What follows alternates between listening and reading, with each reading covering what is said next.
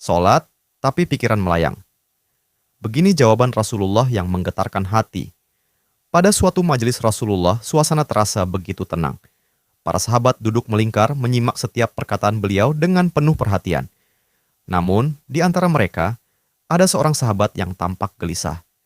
Jemarinya saling menggenggam, matanya menunduk, dan napasnya terasa berat. Setelah beberapa saat ragu, ia akhirnya mengangkat wajah dan berkata dengan suara lirih, "Wahai Rasulullah, aku ingin bertanya, tetapi aku khawatir pertanyaanku ini akan membuatku semakin malu di hadapan Allah."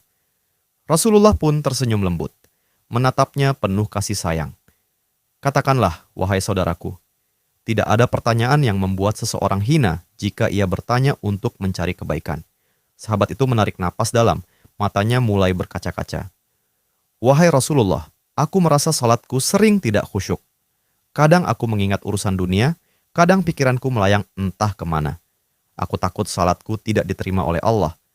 Apakah dengan salat seperti itu, aku tetap mendapatkan pahala?"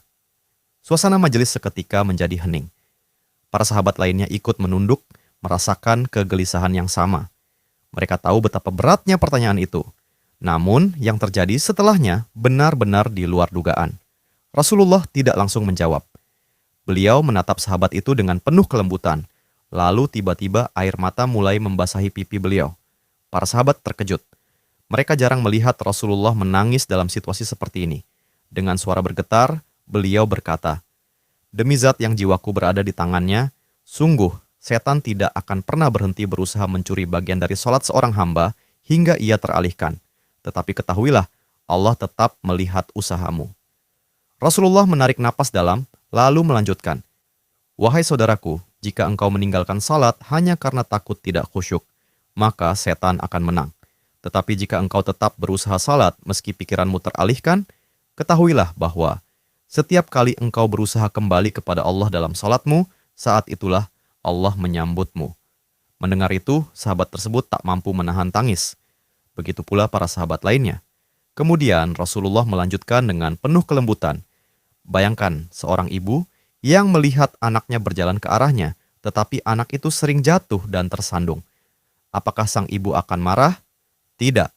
Ia justru akan berlari menghampirinya, mengangkatnya, dan mendekapnya erat. Itulah Allah. Ia lebih penyayang daripada seorang ibu kepada anaknya.